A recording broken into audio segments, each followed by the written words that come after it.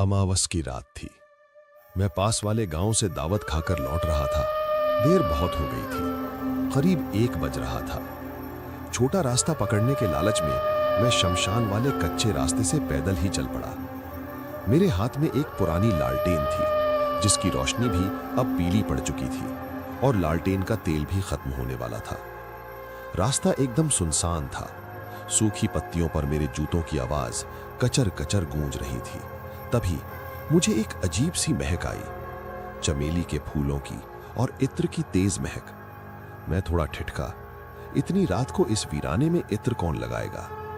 जैसे ही मैं पुराने पीपल के पेड़ के नीचे से गुजरा, मुझे किसी के रोने की आवाज आई। हो हो हो, हो हो। मैंने लालटेन घुमाई। पेड़ की जड़ के पास एक औरत घुटनों में सिर दिए बैठी रो रही थी। वो थोड़ी थोड़ी डरावनी लग रही थी। मेरा दिल पसीज गया। मैंने सोचा कोई मुसीबत में है। मैंने दूर से ही पूछा, कौन हो बेटी? इतनी रात को यहां अकेले क्या कर रही हो? उसने बिना सिर उठाए रोती हुई आवाज में कहा, काका, मैं रास्ता भटक गई हूँ। मुझे डर लग रहा है। क्या आप मुझे मुख्य सड़क तक साथ ले चलेंगे?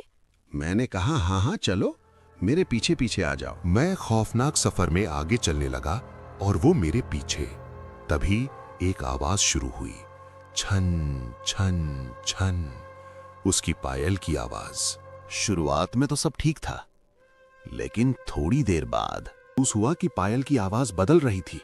पहले वो हल्की थी, लेकिन अब वो भारी हो गई थी। छन छन की जगह अब धम धम की आवाज आ रही थी, जैसे कोई बहुत भारी चीज जमीन पर गिर रही हो। और सबसे डरावनी बात, वो आवाज मेरे बहुत करीब आ गई थी। मेरे रोंगटे खड़े हो गए। मुझे लगा कि वो मेरे बिल्कुल कंधे के पीछे है। उसकी ठंडी सांसें मेरी गर्दन पर लग रही थी।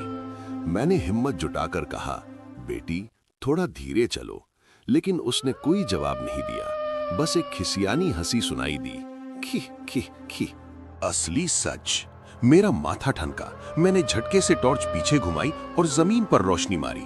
मेरी सांस गले में अटक गई। वो जमीन पर चल ही नहीं रही थी, वो हवा में 1 फुट ऊपर तैर रही थी। और जब मेरी नजर उसके पैरों पर पड़ी तो मेरा खून जम गया।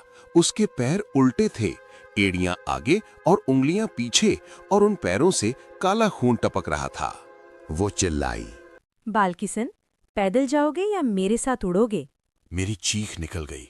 मैं टॉर्च फेंककर भागा। मैं पैदल था और वो हवा में उड़ रही थी। पीछे से आवाज आ रही थी, रुक जा, रुक जा। मैं कांटों में गिरा, पत्थरों से टकराया। मेरे कपड़े फट गए, लेकिन मैं रुका नहीं।